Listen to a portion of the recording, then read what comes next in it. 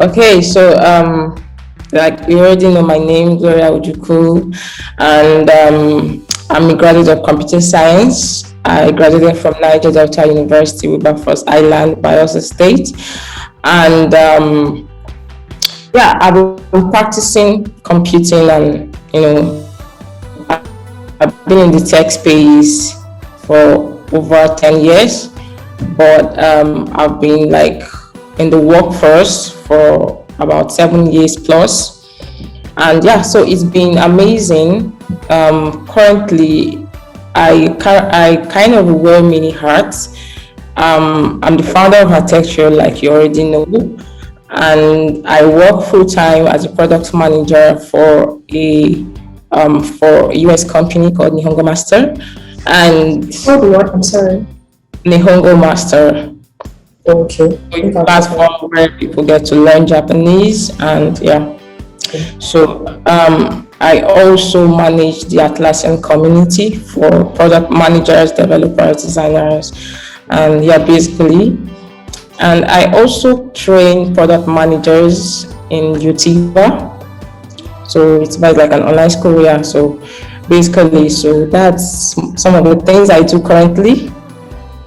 And yeah, it's been amazing trying to get, for me, one of the like most passionate things I do currently is not just being able to practice as a product manager, but also helping other people who want to come into this space get the knowledge they need and the experience they need, and also getting to build a platform where African and Black women, get to have the space they need, the opportunities they need, the support they need to, start in tech and basically grow in tech. So yeah, that's about me for now. You definitely wear very many hats, yeah, all over the space. I think that's great. When you were growing up, what did you want to do when you were growing up? But since you studied computer, I feel like you always knew that maybe you were going to end up in tech, but just for the sake of It's a very funny story, actually, because I actually wanted to study medicine. Oh wow, that's like a different path entirely. Yeah, so my dad also wanted me to study medicine, but something happened in high school. So I think I got basically influenced to study computer science by my physics teacher. So I had one teacher like teach me both physics and further maths. So I used to be like one of the top students in maths and physics then. So what happened was this guy was always talking about the emerging career path, that it's not all about becoming an engineer or a lawyer, or the traditional engineer that I mean, or a doctor or a lawyer and all of that. So I started thinking towards that party, like almost said like almost in every mathematics or physics class that we had. So I started thinking towards that part, and when I started making research about the tech career, I found out that you had what they were preaching then was you have to be good in maths, and I was like, oh, I'm already like good in further maths, and why not I explore this path? If the amazing thing, not really amazing, the surprising thing was when I was actually writing, when I wanted to write my post-UME, I actually filled for computer science first and second choice, and I had to let my family know after I had done that, because I knew they were gonna like try to discourage me. Oh, it's go for medicine and all of that.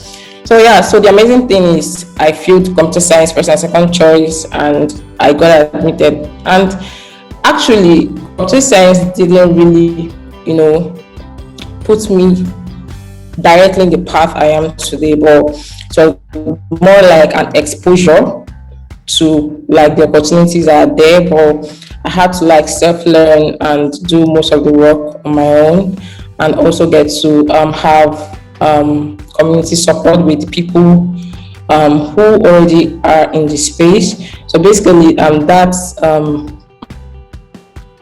my journey, like how I started and how I got into the tech space. All right. So how did you end up in product management. I want to know, are you like a product manager? That's your focus now. Yeah, I'm a product manager. So I've been doing that for like more than, yeah, I've been doing that for like more than 4 years. So I started out as an engineer. So I used to be a web engineer, like a web programmer.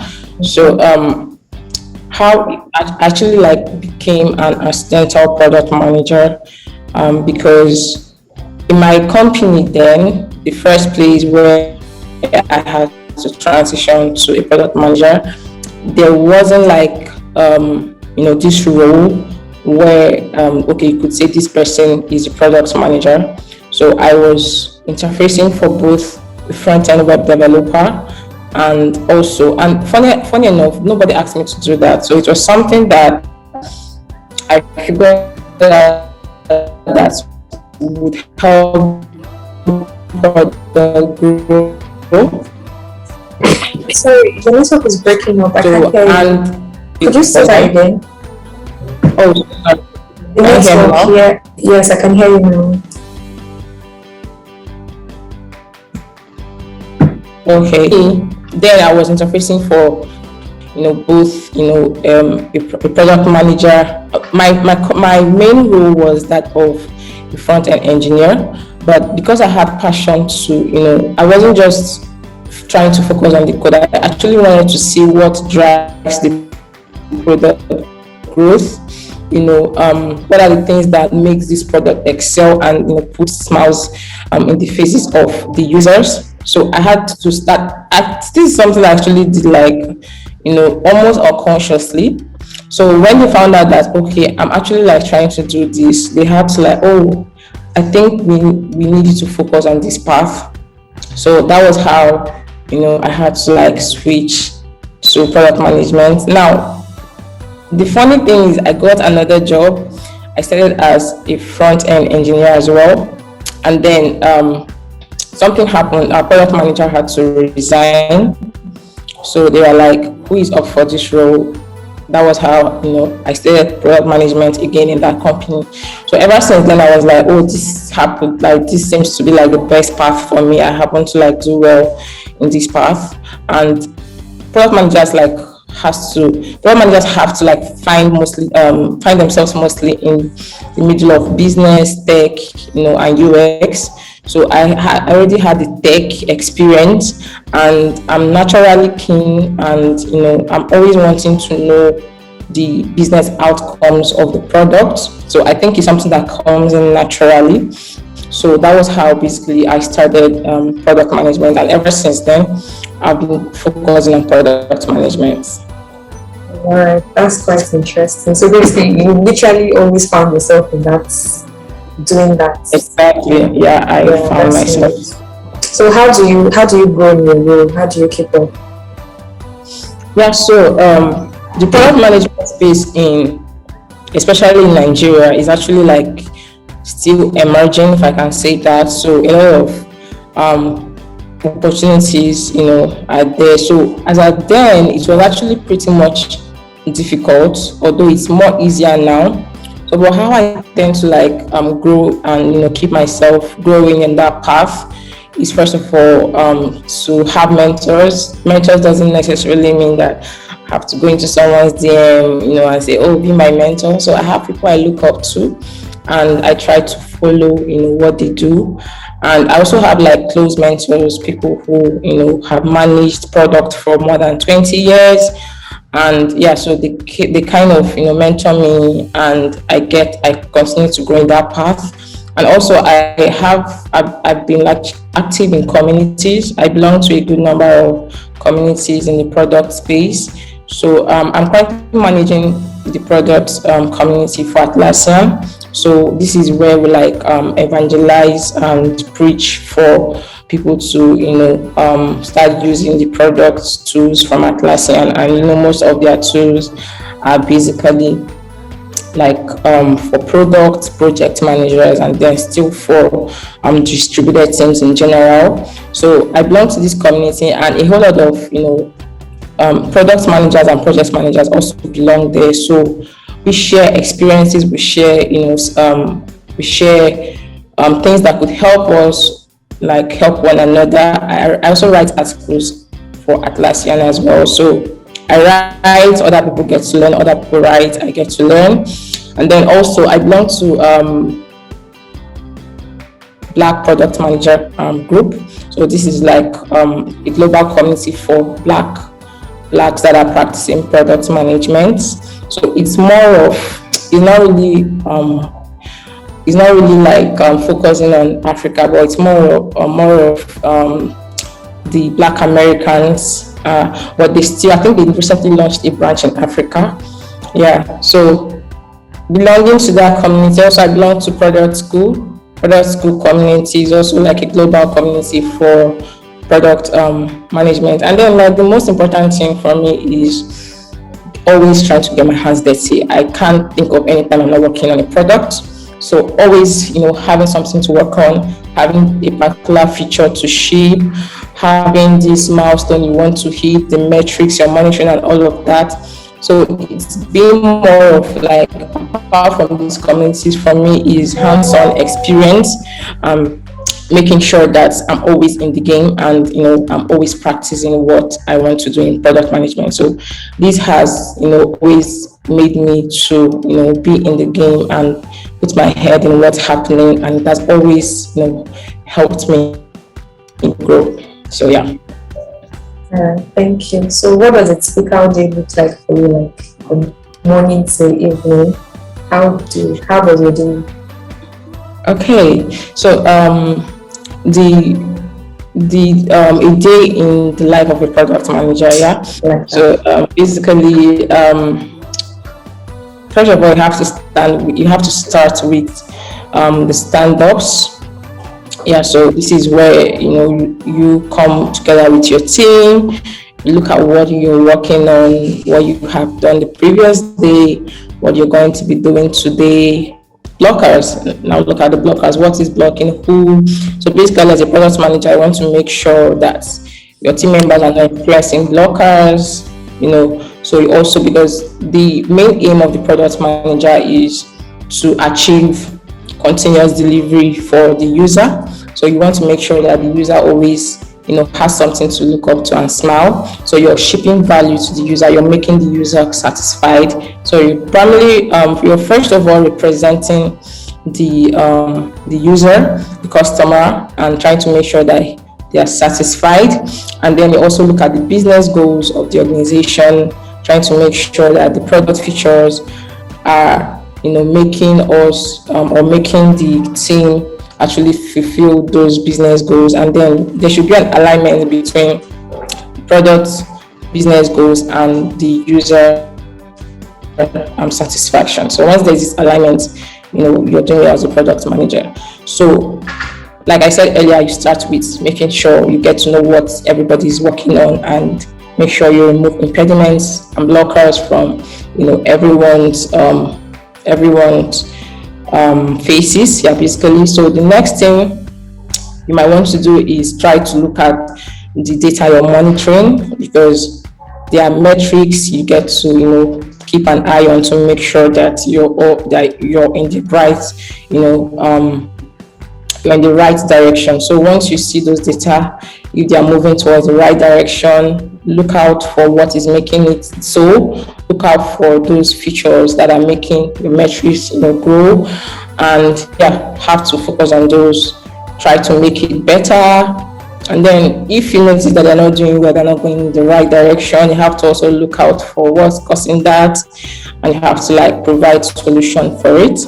So another thing that happens is you have to always use the product to make sure that the product is functioning the way it's supposed to function. Anything can happen. There could be a break in production.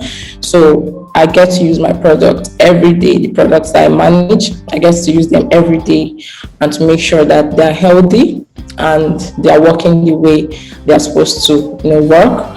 Then the next thing is to make sure that your sprint items are moving. So basically, the sprint is a period of time where you have outlined a certain number of features that at this time we'll be focusing on this number of features, and we need to focus on it and make sure that we get this to the user. So the sprint the sprint works with the Scrum, and they are all part of the agile methodology. So when I get to look at the sprint, items, I need to make sure, because ideally we actually work on a sprint for like 2 weeks, at most 3 weeks. So when you look at these items, you need to make sure that they are growing, they are moving, they are getting to the done column. So anything that is basically not making it move to the done column, find out what is happening, get to your developers, what issues are they having. Yeah, so, and also like to get to check your documents to make sure that these documents are actually like the source of truth. So the document is supposed to be the source of truth. So sometimes a developer can fix something and you haven't updated it to the document. So you need to make sure that the document is always correct and it's moving in the right direction. So basically this is like a typical day in the life of a product manager. And of course, you also look out for bugs. So if, like I said, because of you always using the product, you have to find out what is working, what is not working. So when you're trying to do this, you're going to sometimes see bugs. Some of them can be very minor, some of them can be very major, some of them can be critical, some of them can even be blockers to other things. So you need to make sure that these things are fixed and your product is healthy and in the right state. So to be honest, this sounds like a whole lot of work. You are doing a lot of things at the top, because you are literally doing the technical aspect, and then you are doing the management aspect also. It's a lot of work, to be honest. So how do you wind? Because how do you relax? I can't imagine doing this day in, day out, every day. It feels like work never even ends in that type of space, because there's always something going on. Yeah, so for people who are in the product space, they know that the product life cycle, the product development is something that never ends, and it's something that is always continuous. And that's like also, if you're looking at the agile methodology, you always get to continuously ship value to the user. So basically I try to make sure that I avoid burnout as much as I can. So take breaks at intervals, try to make sure that your work is done at the same time. If you're experiencing burnout, you will not be able to function properly. So I basically take breaks. So it doesn't have to be an hour or 2 hours. Taking a walk of about 10 minutes can do a lot for you. Take a cup of coffee, take enough water, make sure that you also eat food, that the kind of meals that your body needs. So if you know that, okay, if I eat this kind of food, I get to be tired, or I get to be not very productive, I kind of avoid those kind of meals and try to eat things that can keep me alert and productive. So basically, taking breaks, taking water, taking walks, for me, does it for me. So what are other things you enjoy doing as a person, not as a product manager at this time, just as Gloria? What do you enjoy doing? So I enjoy photography. I know how to take professional pictures. So I think I learned that when I went for my youth service about 4 years ago or so. So I have a camera. So when I hang out with friends, I take pictures and all of that. So photography. I also enjoy basically browsing the internet, like looking for the funny videos, if you know what I'm talking about. Okay, absolutely. So basically that's the things I enjoy doing. But I also I enjoy reading business related books. So I'm trying to I'm trying to, as much as I can, to not make sure I enter into the product space again, because business books have something to do like with products. So but I read books. I enjoy reading business books, like I said, and I think I enjoy watching movies. I see movies once in a while, but it's not really something I do I use movies as a reward. So anytime I hit a goal, I go and see a movie. So for me, so yeah, these are the things I do outside product management. So what do you enjoy about being a product manager? For me, I seem to think it's still a whole lot of work. It sounds like a lot of work, but you seem to enjoy it. Like hearing you talk about it, I think it's something you enjoy. So what's your favorite part of being a product manager? Yeah, so for me, what I enjoy most about being a product manager is, looking at the fact that you have this feature, you thought about it. Product managers are like the pivots, they are like the direction, they lead the direction of where the product is going. So I kind of take pride in the fact that, okay, I actually thought about this, I got this idea and I oversaw the development and we're able to ship it, and at the end of the day, millions of users all over the world get to start using this and actually use it to the point that they get to pay for it. It means that definitely I'm very valuable for me. It means that it tells me that I'm very valuable, and it doesn't just put smile in the faces of these users. It also, help the organization I'm working with hit their goals, their business goals. It means that I'm very valuable to not just the users but also the organization. So for me, this is like something I tend to pride myself in. Yeah. So that is it for me in product. All right. So what are some of the challenges you faced as a product manager? Okay, so most of the challenges I faced, I think that was in the beginning part of my career as a product manager. Yeah. So it's the lack of the enough resources. Like even till now, if you don't have experience in product management, you go online to search what does a product manager do. You will see a lot of theory, this is what a product manager is supposed to do, but you hardly see the practical aspects online. It's even now that people are beginning to, start writing articles on the product space, start, doing YouTube videos. It wasn't like this as at 4 years ago. So I think access to resources was a pain point at that point for me, because, you basically tend to like learn things on your own because of lack of resources, and then also lack of mentors, because then you hardly see people who were in the product. You hardly see someone say, oh, I'm a product manager, unlike today.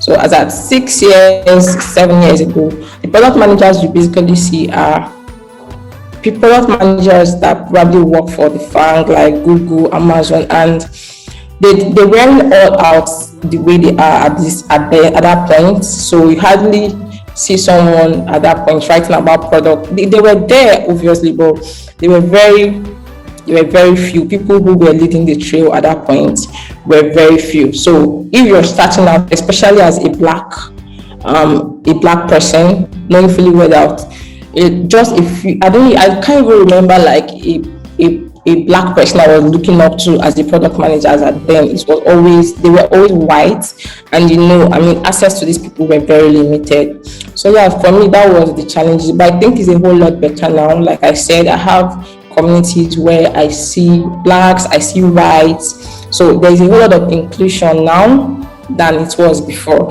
So but there's still work to be done in the inclusion space, and that's actually part of the reason for Hertechtrail. So yeah, but these were like most of the challenges I had faced then. Speaking of Hertechtrail, how did that happen?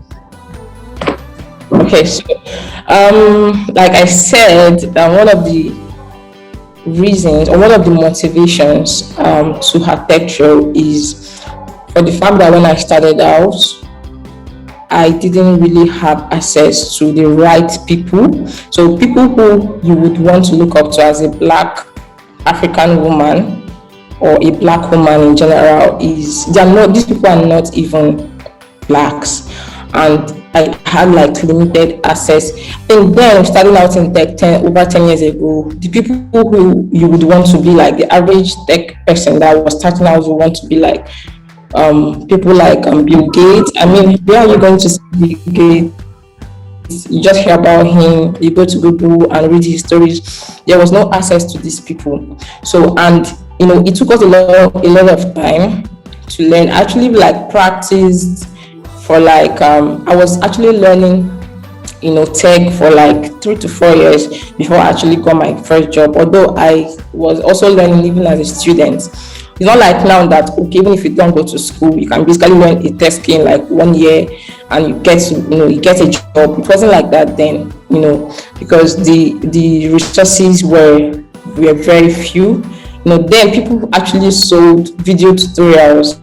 You could find them on YouTube, but people had these special ones that if you want to see them, if you want to have access to them, you can go and buy it from them. Imagine the kind of and also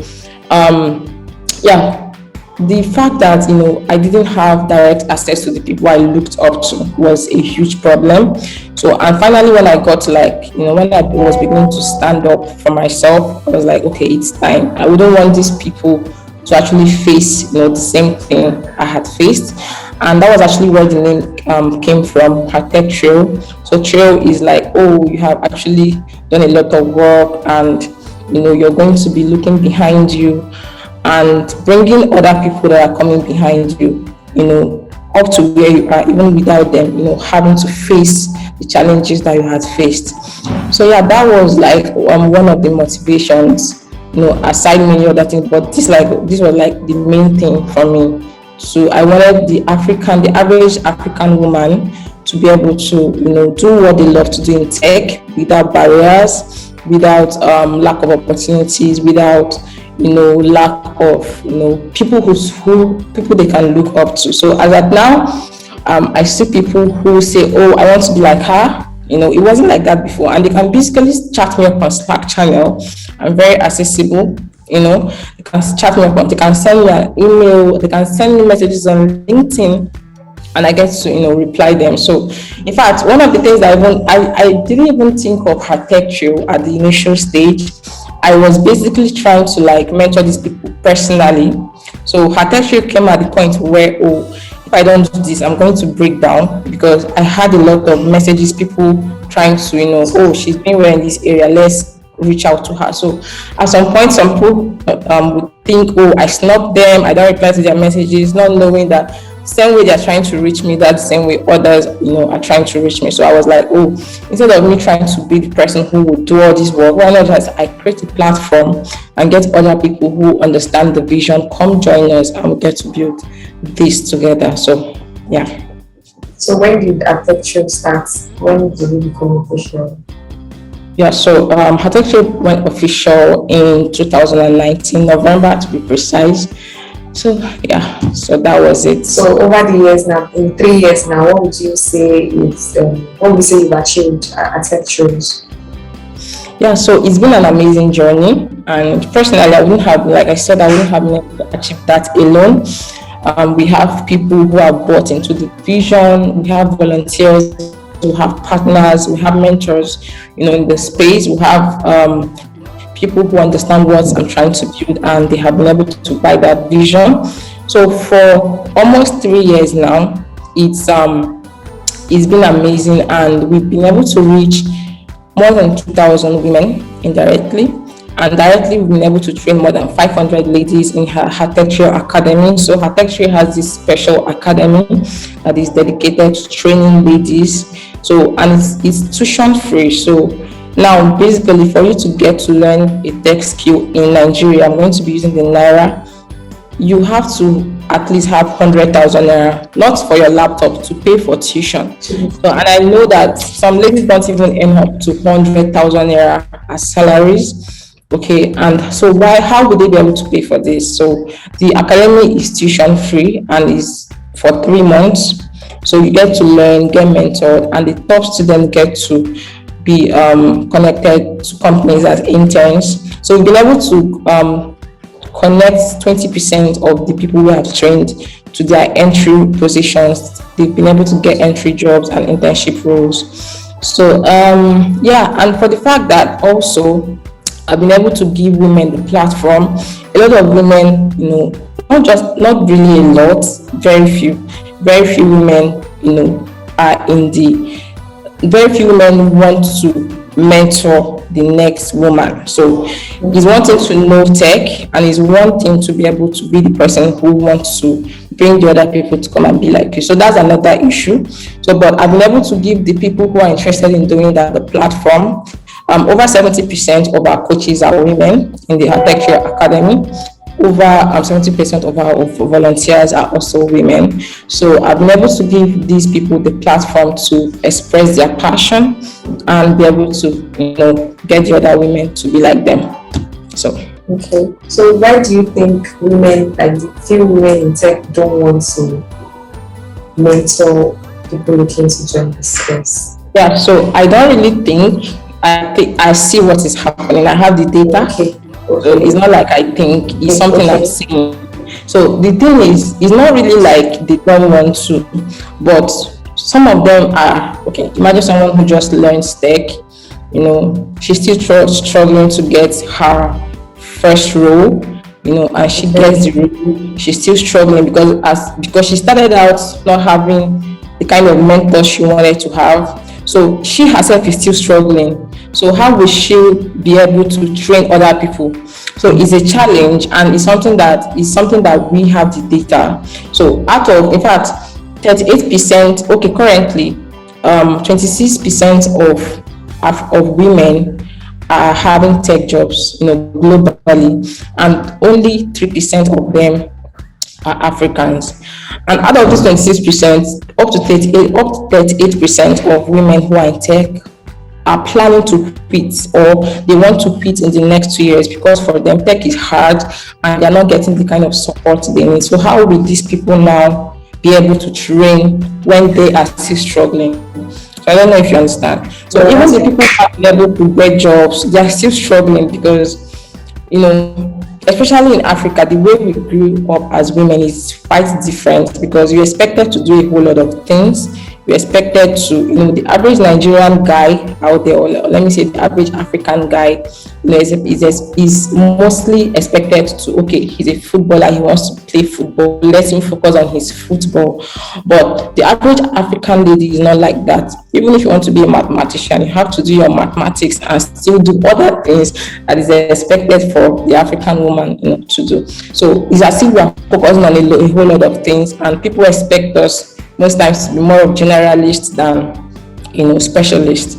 So, but we are not really discussing the cause of the effects from all these things. We are discussing, on what's happening and how we've been able to solve some of these problems. Now, the thing is, when a woman out there is saying that, oh, my fellow woman is actually training other ladies in an academy like this, they get motivated, right? And some of them get motivated to want to be like them. So you see them work extra hard because we get a lot of,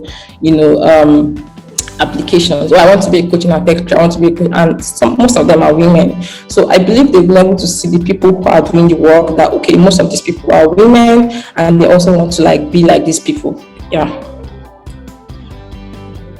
That's great. Yeah, I think that's great for actually because there can't be too much women in this. We haven't even reached, like I said, we have just 3% of the overall statistics being Africans and Blacks. So we still have a lot of work to do, and that is basically what Hertechtrail is doing. We are currently focusing on SDG 5 and SDG 4, which is gender equality and quality education, but in the tech space. So in Hertechtrail Academy, what are the courses? What courses are available for people? Yeah, so currently we have up to 7 tracks.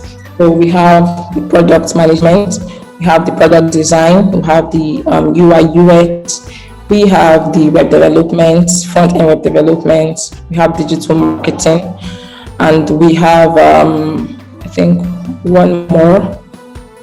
Digital marketing, product design, UIUX, Yeah, I think that those are the for Which one are students more receptive to in the academy? Like, which one would you say has the yeah, of students?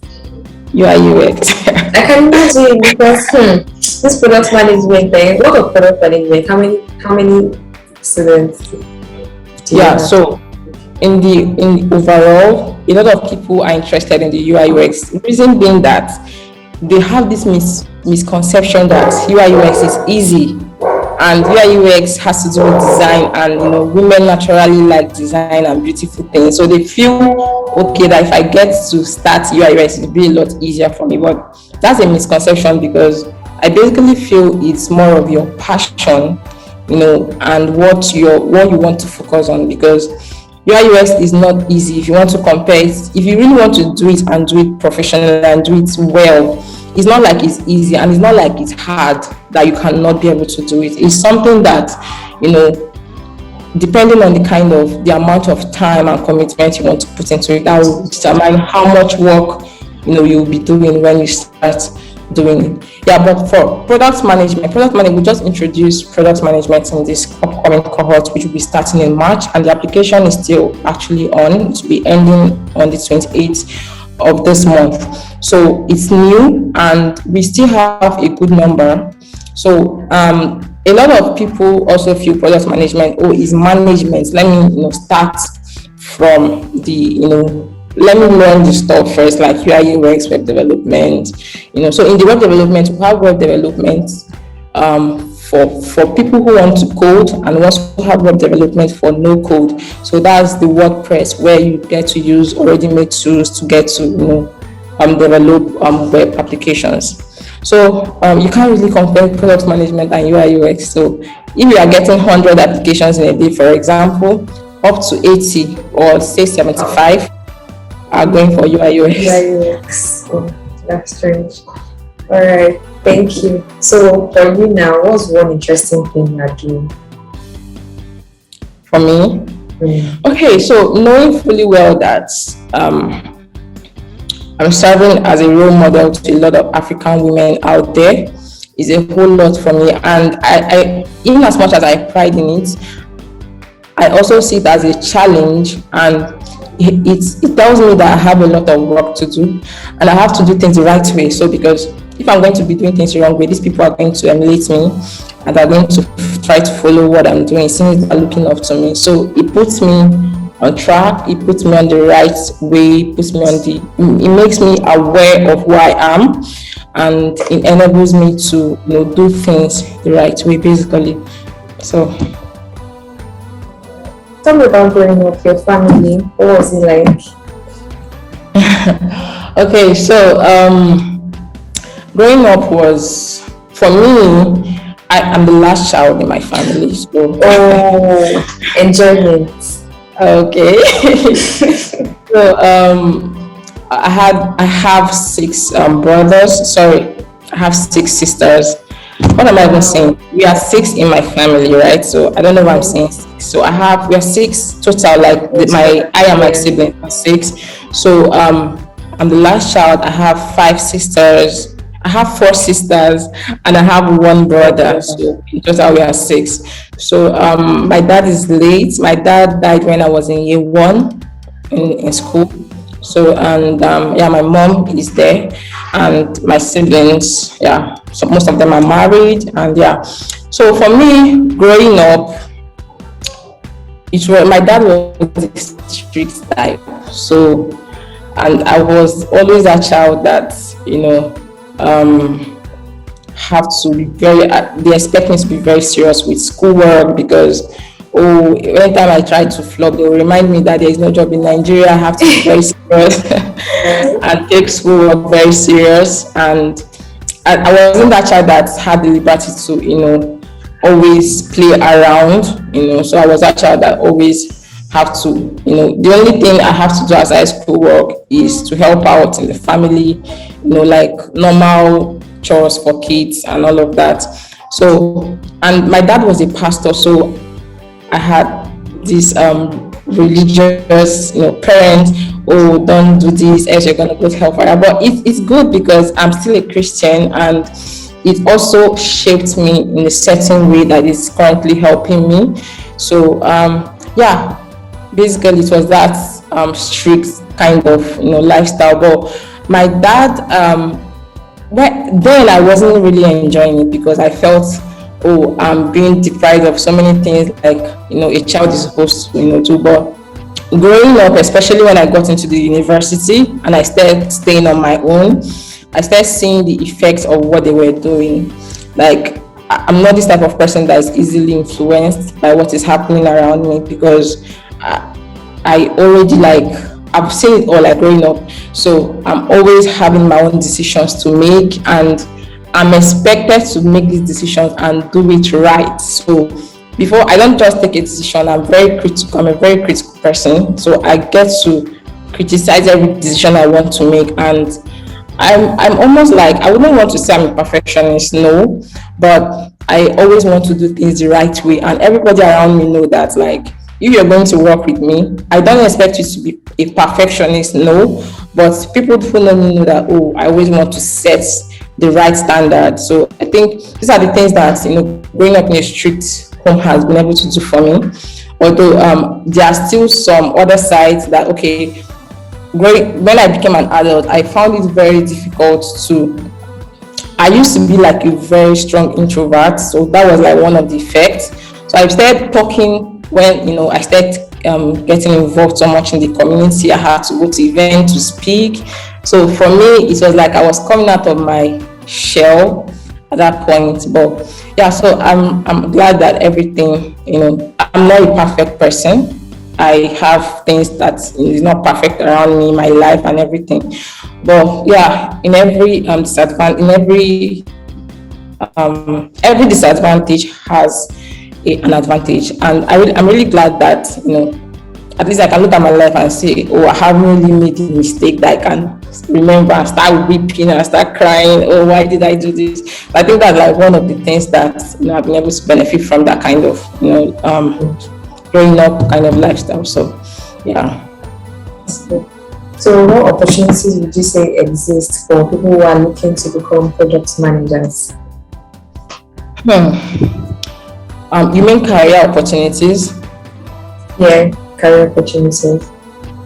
Yeah, so the product management space is the one that it's mostly career focused, like professional focused. So if you're like, say, a UIUX, you can get a lot of side gigs even without having a full-time job.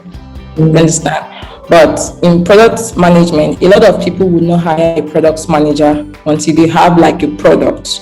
It's not like other roles where even when they are not sure what they want to do, they can call a UIUX. And a lot of people feel product managers are expensive, so they will want to hire them when the product is already moved, like they already know what they want to build, and most times they already have like a good amount of money before they hire product manager. So for me, that's it for the product management. But if you virtually like get a role, is a well-paying job, like is a well-paying career, and yeah, it pays well.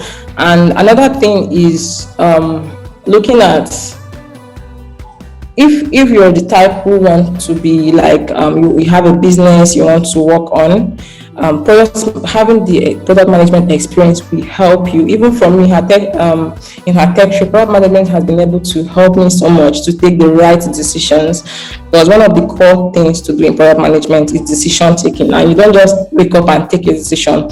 There's a lot of analytics, research to be done and all of that. So for me, it has helped me, it has impacted Hertechtrail, and also like have other side things I'm doing, like side projects I'm doing. Product management, if I'm to go and hire a product manager, I know how much I'll be paying them. So for me, having that knowledge has been able to help me, in my side projects and all of that.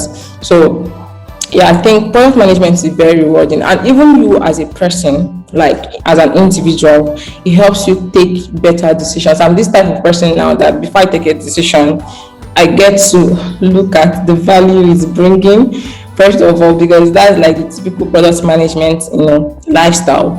So I tend to look at the costs Does it worth it? Does this is going into this thing worth it at this point? So yeah, those are like the benefits in product management. Then for the fact that I'm also like coming from the engineering background before I moved into product management. So product management has, okay, I get to I work a lot with developers, like even outside my full-time job. I work a lot with, like, when I'm trying to advocate for Atlassian products, I work a lot with engineers, designers, and all of that. So product management has been able to even help me manage this. I can't really say I'm managing this because in product management there's this stuff that says, okay, you don't manage, but you're not really a people manager, you're like a product manager. So it has been able to help me influence people that I work with, even without having a direct authority like over them. So but the knowledge of product management has, because when I'm focused on the product, I do everything that it would take me to make sure that product excels, and that also entails and includes me having a good relationship with the people I work with. So it has basically helped me grow my emotional intelligence. I think that's the right word, and the way I relate with people. So yeah. That's it. That's good. When you are relating with developers, I know pretty much most of them are guys. Is that right? Like developers. Yeah. So how do you handle that? The funny thing is, for my first job, oh my god, from my first job to my current job, I haven't worked with a female engineer, and that sucks. Oh. They've always been guys. Oh, like, wow. I don't know, but they've always been guys. So that still tells you that we need more women in the tech space. Yeah. So you said how I'm able to, relate with them. Right? Yes.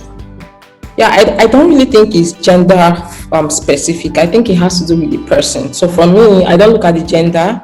I tend to look at the person involved and see the person, how the person operates. I get to learn the person and see how best I can work with this person. So the way Tunde behaves is definitely going to be different from the way John behaves. So I tend to look at people's makeup and uniqueness, and I tend to look out for the best ways I can be able to work with them.